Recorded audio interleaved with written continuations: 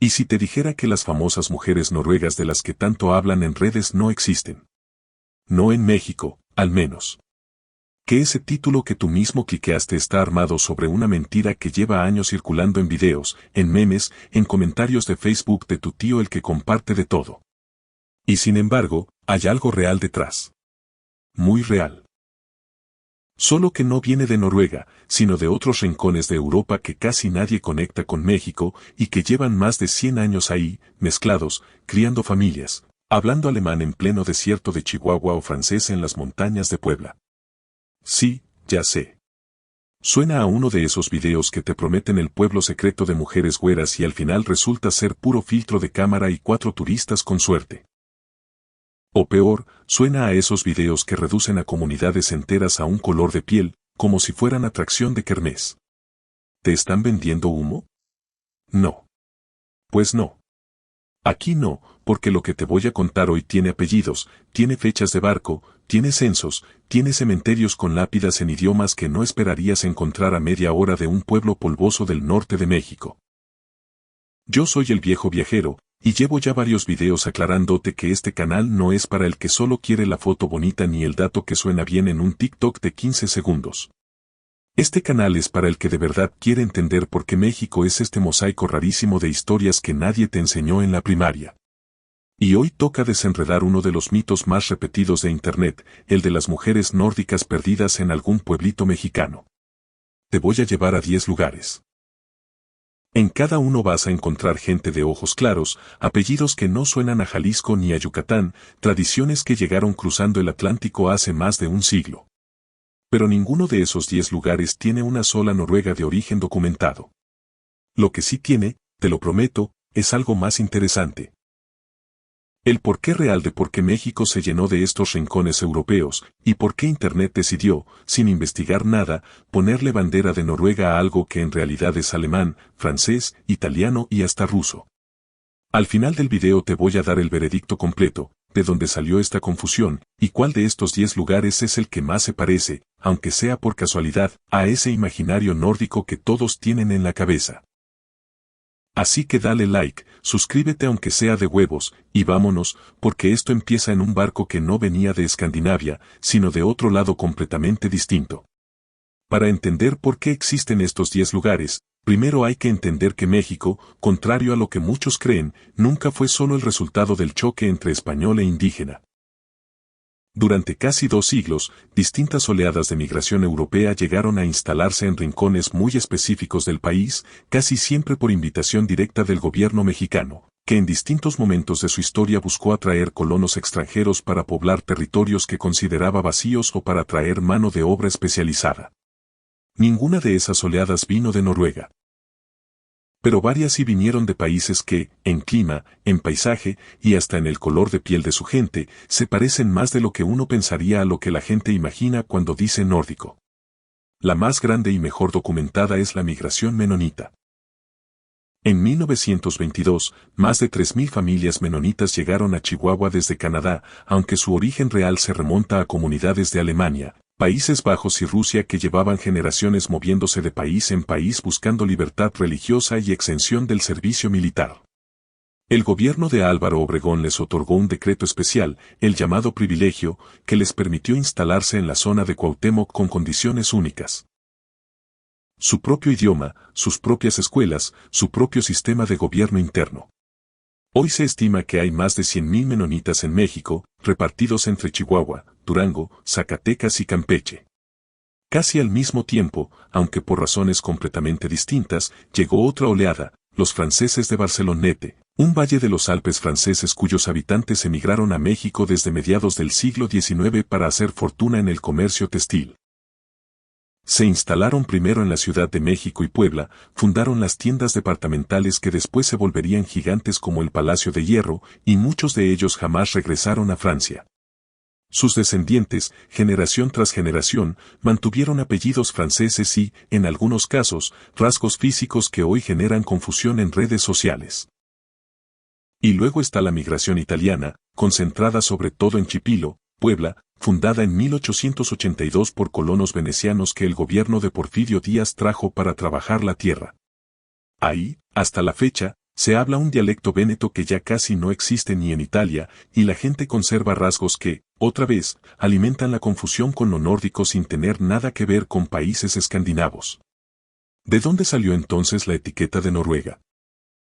Aquí no hay un documento oficial que lo explique, pero quienes han rastreado el fenómeno en redes coinciden en algo: Noruega se volvió taquigrafía visual para el país europeo más lejano y más blanco que se me ocurre, sin que el que hace el video sepa realmente si está hablando de alemanes, franceses, italianos o rusos. Es más fácil, más viral, más exótico decir Noruega que explicar quiénes fueron realmente los barcelonetes o los menonitas. Y ahí es donde entramos nosotros, a poner cada pieza en su lugar. Vámonos al primero de los 10. 1. Cuauhtémoc, Chihuahua. Empezamos por el lugar más obvio y, al mismo tiempo, el más malinterpretado de toda la lista. Cuauhtémoc queda en el centro norte de Chihuahua, a poco más de hora y media en carretera desde la capital del estado, y a unas 4 horas de El Paso, Texas, si entras por el lado gringo. Es una región de valles agrícolas rodeados de sierra, clima seco, extremoso, con inviernos que bajan bajo cero y veranos que te achicharran sin compasión. Ahí, entre campos de manzana, avena y maíz, viven decenas de miles de menonitas. Los datos duros: el municipio de Cuauhtémoc y sus alrededores concentran, según cálculos de organizaciones menonitas locales, a más de 50,000 personas de esta comunidad, la mayor concentración del país. Llegaron en 1922, como te contaba en el bloque anterior, gracias al decreto de Obregón, y desde entonces han construido un sistema paralelo casi completo, sus propias escuelas donde se enseña alemán antiguo, su propio sistema de salud, sus propias cooperativas de producción de queso, el famoso queso menonita que seguro has comido sin saber de dónde viene. Aquí está el gancho central, el que de verdad importa. Las mujeres menonitas de Cuauhtémoc no crecen bajo ningún imaginario escandinavo, crecen bajo un sistema de valores profundamente conservador, centrado en la familia extensa, la vida comunitaria, el trabajo de campo compartido entre hombres y mujeres desde niños, y una relación con la fe que organiza literalmente cada hora del día. Muchas hablan 3 idiomas sin darse cuenta. Plautietz, que es su dialecto de origen bajo alemán, español para tratar con el resto de Chihuahua, y en menor medida inglés, herencia de su paso por Canadá antes de llegar a México. Es una crianza que prioriza la comunidad por encima del individuo, algo que choca fuerte contra la lógica de ciudad a la que estamos acostumbrados. El dato Saitebel que le da peso a todo esto. En Cuauhtémoc existe el Museo de los Menonitas, uno de los pocos espacios en el país dedicados exclusivamente a documentar esta migración, con fotografías originales del arribo de 1922 y objetos traídos directamente desde Canadá y Rusia. Ahí puedes ver, en blanco y negro, las caras de las primeras familias que bajaron del tren.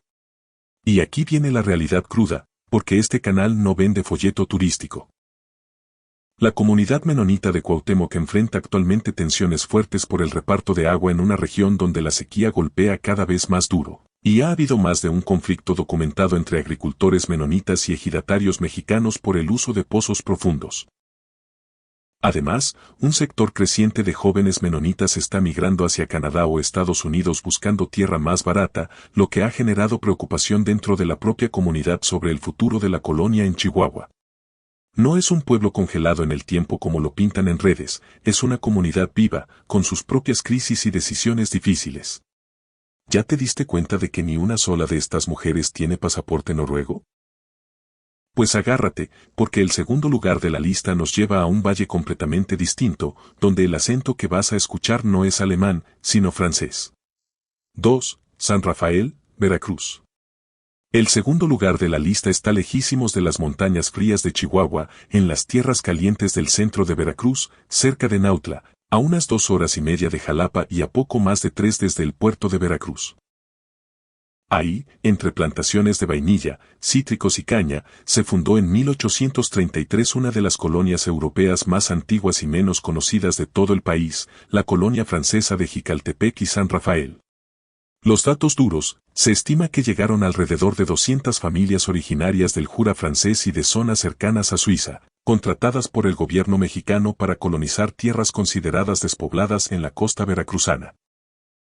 El clima ahí no tiene absolutamente nada de escandinavo, es tropical, húmedo, calientísimo, muy distinto al paisaje del que venían estos colonos, y ese choque climático mató a buena parte de la primera generación por enfermedades tropicales para las que no estaban preparados. El gancho central de San Rafael no es tanto la apariencia física de sus descendientes, aunque sí hay familias con apellidos como Bardet, Trono Turelier que conservan rasgos claros, sino la forma en que reconstruyeron ahí, en pleno trópico veracruzano, arquitectura alpina completa, casas de madera con techos inclinados que no tienen ninguna razón climática para existir en Veracruz, salvo la nostalgia de sus fundadores por el paisaje que dejaron atrás. Las familias descendientes mantuvieron durante generaciones un fuerte sentido de comunidad cerrada, matrimonios preferentemente entre las mismas familias fundadoras, y una identidad que hasta hace pocas décadas se transmitía en francés dentro de las casas, aunque hoy esa lengua prácticamente se perdió en la vida cotidiana. El dato Saitebel. Cada año, en San Rafael se celebra una fiesta que recuerda el aniversario de la fundación de la colonia, y existen casas particulares convertidas en pequeños museos familiares donde se conservan objetos traídos directamente de Francia en el siglo XIX, incluyendo Biblias, fotografías y hasta muebles originales del viaje. Y la realidad cruda, hoy en día quedan relativamente pocos descendientes directos que conserven el apellido y la memoria completa de la colonia. Buena parte de la comunidad se mezcló con la población local a lo largo de casi 2 siglos, y los intentos de mantener viva la lengua francesa entre las nuevas generaciones prácticamente fracasaron.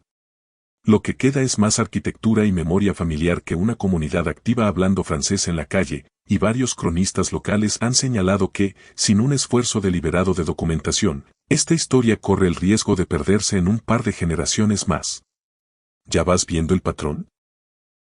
Ninguna bandera noruega en el horizonte, puro jura francés sudando en el trópico.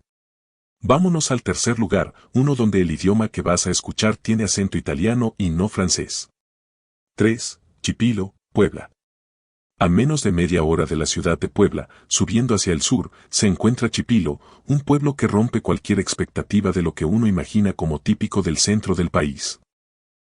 Fundado en 1882 por colonos venecianos traídos por el gobierno de Porfirio Díaz para trabajar tierras agrícolas, Chipilo conserva hasta hoy algo que no existe en casi ningún otro rincón de América Latina, un dialecto véneto vivo, hablado en la calle, en las casas, entre generaciones jóvenes, cuando en la propia región del Véneto italiano ese dialecto ya casi desapareció. El clima es templado, típico del altiplano poblano, con población que ronda los 3.000 habitantes en la zona urbana del pueblo, dedicados históricamente a la ganadería lechera, tanto que Chipilo es famoso en todo México por su queso y su leche, un oficio que los colonos trajeron directamente de sus pueblos de origen en Italia. El gancho central. Las chipileñas crecen en un ambiente donde el apellido italiano, el dialecto véneto y la identidad de no ser completamente mexicanas ni completamente italianas se transmite de forma muy consciente. Hay matrimonios que hasta hace pocas décadas se preferían dentro de la misma comunidad y una identidad regional tan fuerte que Chipilo tiene su propia variante de fútbol amateur, sus propias tradiciones religiosas ligadas al calendario católico veneciano y hasta programas de radio comunitaria transmitidos en véneto. El dato Saitebel. Lingüistas de universidades italianas y mexicanas han estudiado Chipilo justamente porque conserva una forma de véneto arcaico que sirve como especie de cápsula del tiempo lingüística, y existen publicaciones académicas documentadas sobre el fenómeno. La realidad cruda. El crecimiento urbano de Puebla ha ido comiéndose terreno agrícola alrededor de Chipilo, y cada vez es más difícil para las nuevas generaciones mantener la ganadería familiar como forma de vida, empujando a muchos jóvenes hacia empleos en la ciudad de Puebla que poco tienen que ver con el oficio de sus abuelos, y con eso, el dialecto véneto pierde terreno entre los más chicos. 4. Colonia Independencia, Nuevo León. En pleno corazón de Monterrey, atravesando el río Santa Catarina desde el centro, está la Colonia Independencia, un barrio popular que pocos conectarían con migración europea, y sin embargo ahí se instaló, a finales del siglo XIX y principios del XX, una comunidad importante de inmigrantes libaneses y también algunos núcleos de origen francés y alemán ligados al auge industrial de Monterrey. Los datos duros. Monterrey recibió, entre 1880 y 1930, una ola de inmigrantes europeos y de Medio Oriente atraídos por el boom industrial de cerveza, acero y vidrio que convirtió a la ciudad en el motor económico del norte del país. El clima es semidesértico, calurosísimo en verano, con la Sierra Madre Oriental como telón de fondo. El gancho central aquí es distinto al resto de la lista. No es una colonia cerrada como Chipilo o San Rafael, sino una mezcla urbana donde los apellidos europeos se diluyeron dentro de la identidad regiomontana general, tanto que hoy es común encontrar en Monterrey familias con apellidos como Smith, Fernández o Fara conviviendo sin que nadie piense en ellos como comunidad extranjera, sino simplemente como norteños. Las mujeres de estas familias crecieron bajo la ética de trabajo durísima característica de Monterrey, ligada al orgullo industrial de la ciudad y a un catolicismo conservador que marcó generaciones enteras.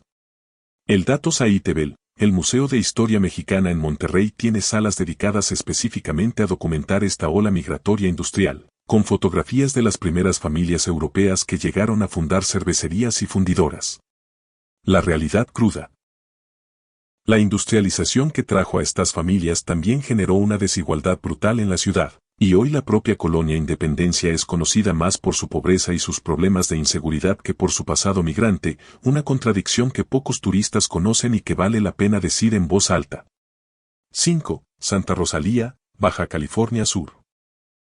Cruzamos ahora al otro extremo del país, a la costa del Golfo de California, a un pueblo minero fundado en 1885 por una compañía francesa, la Compagnie du Boléo, que llegó a explotar los yacimientos de cobre de la región.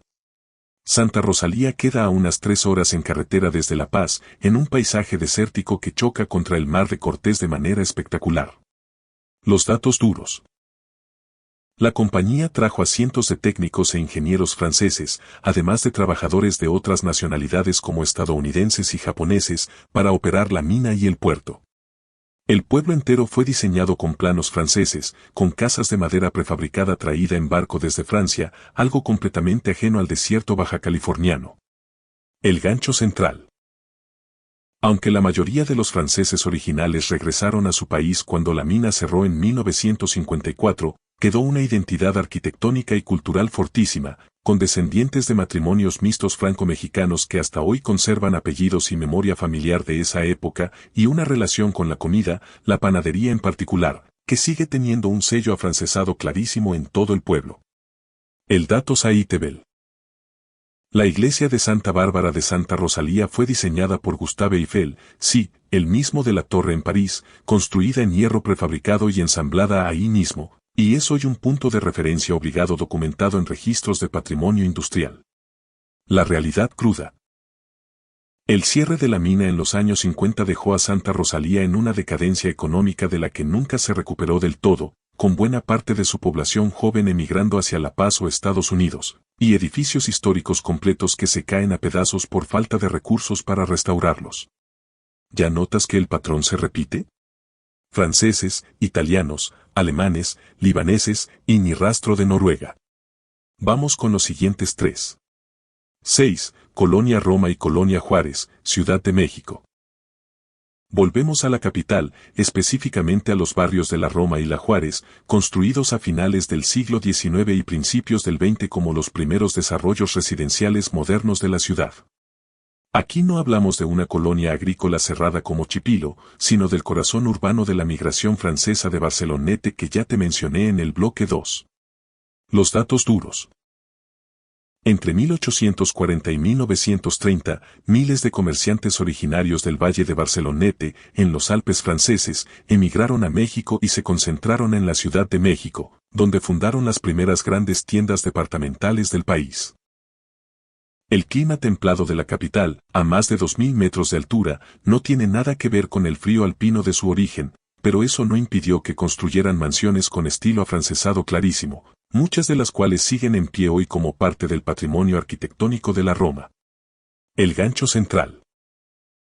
Los barcelonetes formaron una de las élites económicas más cerradas de México durante casi un siglo, con matrimonios que se preferían entre las mismas familias fundadoras, escuelas privadas de orientación francesa para sus hijos y un club social propio donde se mantenía viva la identidad de origen.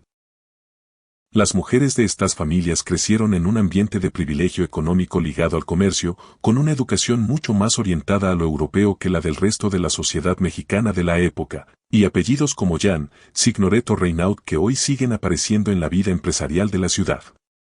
El Datos Aitebel. El Museo del Estanquillo y varios archivos del Centro de Estudios de Historia de México documentan con detalle esta migración, y el Palacio de Hierro, una de las tiendas departamentales más grandes del país, nació directamente de este grupo de comerciantes franceses. La realidad cruda, la identidad barcelonete prácticamente se disolvió dentro de la clase alta mexicana general a lo largo del siglo XX, al punto de que hoy muy pocos de sus descendientes conservan memoria activa de Barcelonete como lugar de origen, y la propia colonia Roma, cuna de esta historia, sufrió daños severos en los sismos de 1985 y 2017 que borraron buena parte de su arquitectura original. 7. Colonia Hidalgo, Coahuila. Nos vamos ahora a Musquis, un municipio en el norte de Coahuila, a unas 3 horas de Saltillo y muy cerca de la frontera con Texas, donde en 1895 se estableció una comunidad singular, descendientes de los Kickapoo, sí, pero también, y esto es lo que nos interesa aquí, un núcleo de colonos alemanes y checos que llegaron atraídos por la minería de carbón de la región a finales del siglo XIX. Los datos duros.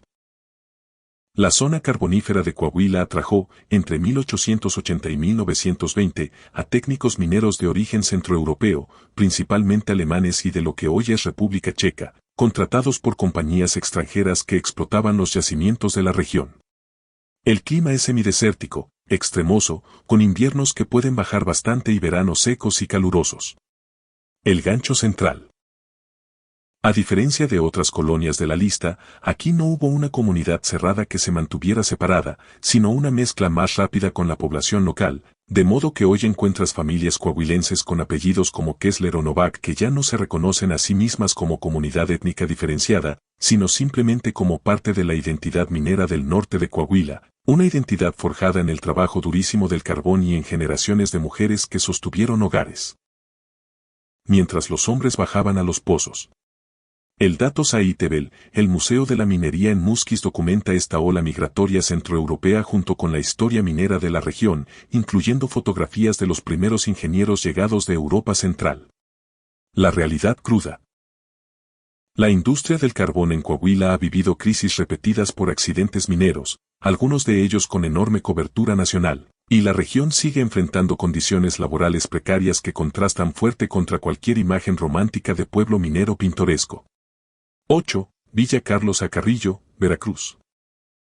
Cerca de Cosamaloapan, en la cuenca del Papaloapan, a unas 2 horas de la ciudad de Veracruz, se estableció a inicios del siglo XX otro núcleo de colonos italianos, esta vez originarios de la región de Lombardía, atraídos igual que en Chipilo por programas de colonización agrícola impulsados por el gobierno mexicano.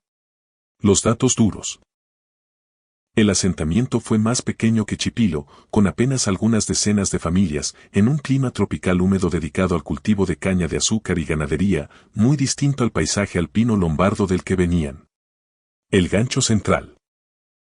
A diferencia de Chipilo, aquí la comunidad italiana se mezcló mucho más rápido con la población local, de modo que hoy sobreviven más los apellidos y algunas recetas de cocina familiares que una identidad étnica activa, pero en las familias descendientes todavía se cuenta, de abuela a nieta, la historia del viaje en barco y la adaptación durísima al clima tropical que mató a buena parte de la primera generación.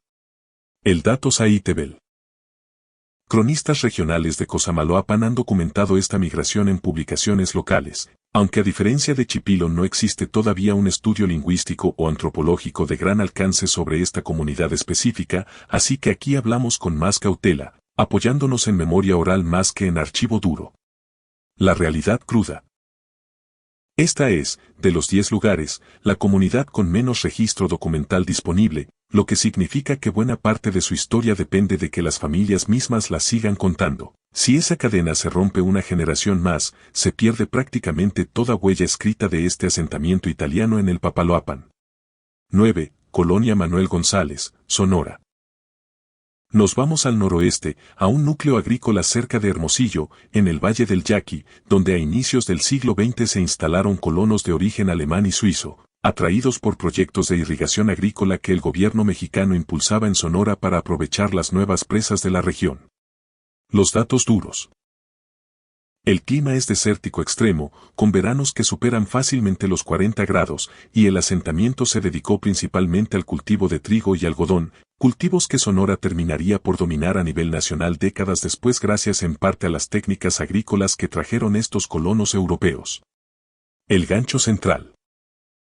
La comunidad fue relativamente pequeña comparada con Chihuahua o Puebla, pero dejó una huella técnica importante en la agricultura sonorense, y las familias descendientes, mezcladas ya casi por completo con la población local, conservan sobre todo apellidos y una ética de trabajo agrícola que en la región se sigue reconociendo como herencia alemana, aunque ya nadie hable el idioma en casa. El dato Saitebel. Archivos históricos del Instituto Sonorense de Cultura mencionan esta colonización agrícola dentro de los proyectos de irrigación de principios del siglo XX, aunque, hay que decirlo, la documentación disponible es más escasa que la de Chihuahua, así que aquí hablamos con la cautela que merece un dato menos explorado. La realidad cruda. El modelo agrícola sonorense que estos colonos ayudaron a construir depende hoy de una explotación intensiva del agua que tiene a buena parte del Valle del Yaqui en conflicto constante por el reparto de las presas, un problema que ya lleva décadas sin resolverse del todo. 10. San Cristóbal de las Casas, Chiapas. Cerramos la lista en un lugar que sorprende por completo. San Cristóbal de las Casas, en las montañas de Chiapas, a unas 2 horas y media de Tuxtla Gutiérrez, donde a finales del siglo XIX se instaló un pequeño núcleo de comerciantes alemanes atraídos por el auge del café en la región del Soconusco, no lejos de ahí. Los datos duros.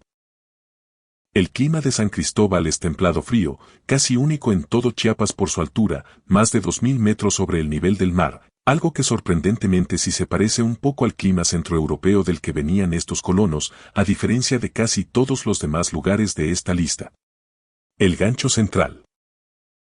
Estas familias alemanas se dedicaron principalmente al comercio y a la incipiente exportación de café, y con el tiempo algunas se emparentaron con familias criollas locales de San Cristóbal, generando linajes que hoy son parte de la élite comercial de la ciudad, reconocibles por apellidos como Canteros etc., presentes todavía en negocios familiares de la región. El dato Saitebel. La finca Argovia, en el Soconusco, es una de las fincas cafetaleras fundadas por colonos alemanes en el siglo XIX que sigue operando hoy y que documenta abiertamente su origen europeo como parte de su historia comercial. La realidad cruda.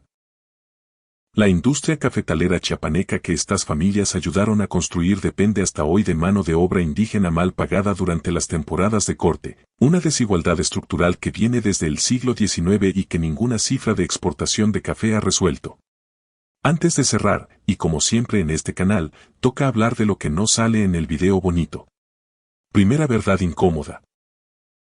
El título mismo que trajo a este video, Mujeres de Noruega en México, es en sí mismo un síntoma de algo más grande. Ese impulso de etiquetar cualquier comunidad de piel clara como nórdica sin investigar de dónde viene realmente responde a una fascinación específica por lo europeo más pálido posible, como si entre más lejano y más blanco, más exótico y más digno de un video. Eso no es curiosidad inocente, es colorismo con maquillaje de curiosidad histórica, y hay que decirlo así de claro. Segunda verdad incómoda, casi todas las comunidades que recorrimos hoy, alemanas, francesas, italianas, llegaron a México en el marco de políticas de Estado que activamente preferían la migración europea sobre otras. Durante buena parte del siglo XIX y principios del XX, distintos gobiernos mexicanos impulsaron programas de colonización que privilegiaban explícitamente a colonos blancos europeos, bajo la idea, muy de la época, de que esa migración mejoraría la raza mexicana. Es una idea que hoy nos suena espantosa, y con razón, pero que estuvo detrás de buena parte de las 10 historias que te acabo de contar. No es casualidad que existan colonias alemanas, francesas e italianas documentadas y casi ninguna africana o asiática con el mismo nivel de apoyo estatal en esa época. Tercera verdad incómoda. Varias de estas comunidades vivieron, y en algunos casos siguen viviendo, en una lógica de comunidad cerrada, con matrimonios preferidos dentro del mismo grupo étnico durante generaciones, escuelas separadas, y una identidad que, aunque hoy se folcloriza en videos como este, en su momento funcionó también como mecanismo de exclusión hacia la población mexicana que los rodeaba. Celebrar el queso de Chipilo o la arquitectura de Santa Rosalía está bien, pero hay que ser honestos. Parte de esa preservación cultural se sostuvo históricamente sobre la idea de no mezclarse con el de fuera, y eso incluye, durante mucho tiempo, no mezclarse con los propios mexicanos. Cuarta verdad incómoda, Y esta es la más importante, las mujeres de estas 10 comunidades no son curiosidad de safari cultural. No son objeto de exhibición por su apellido, su color de ojos o su dialecto. Son personas con historias familiares complejas, con presiones de comunidad, con cargas de trabajo agrícola o comercial heredadas, con conflictos reales de identidad entre lo que sus abuelos trajeron de Europa y lo que significa hoy ser mexicana en Chihuahua, en Puebla o en Chiapas. Reducirlas a las mujeres güeras de tal pueblo para ganar vistas en un video es exactamente el tipo de trato que este canal se niega a dar. Si te vas con una sola idea de este video, que sea esta. Cada apellido europeo que viste hoy carga una historia de desplazamiento, adaptación y, muchas veces, dolor, no solo un rasgo bonito para la cámara. Y bueno, aquí estamos, de vuelta a la pregunta que abrió este video, ¿existen las mujeres noruegas de México? La respuesta, ya la sabes, es no.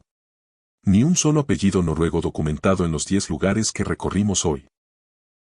Lo que sí existe, y con creces, es un mosaico europeo real, verificable, con fechas, con barcos, con decretos presidenciales y con museos que lo respaldan, menonitas alemanes en Chihuahua, franceses del Jura en Veracruz, venecianos en Chipilo, libaneses y europeos industriales en Monterrey, franceses mineros en Baja California Sur, barcelonetes en la capital, centroeuropeos en Coahuila, lombardos en el Papaloapan, alemanes y suizos en Sonora, y alemanes cafetaleros en Chiapas. Y si me preguntas cuál de los 10 se parece más, aunque sea por casualidad de clima y paisaje, a ese imaginario nórdico que todo mundo tiene en la cabeza, yo me quedo con San Cristóbal de las Casas.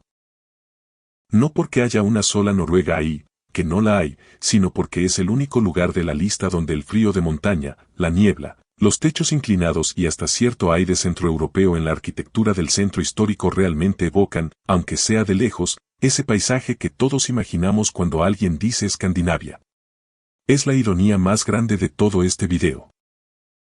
El lugar que más se siente nórdico en México ni siquiera tiene que ver con noruegos, sino con alemanes que se fueron a vender café a las montañas de Chiapas. Así que ahora te toca a ti, en los comentarios quiero que me digas, de estos 10 lugares, ¿cuál no conocías para nada? Y si tú eres de alguna de estas comunidades, o tienes un apellido europeo enterrado en tu árbol genealógico que nadie te ha explicado bien, cuéntamelo, porque estos videos se alimentan de sus historias, no de las mías. Dale like si llegaste hasta acá, suscríbete aunque sea de huevos, que este canal vive de que sigas regresando a desenredar los mitos que México se cuenta a sí mismo. Y la próxima vez que veas un video prometiéndote las mujeres noruegas de tal pueblo, ya sabes qué hacer, mandárselo a este viejo, para que le meta lupa. Nos vemos en el siguiente video. Aquí, el viejo viajero, siempre buscando la verdad detrás del mito.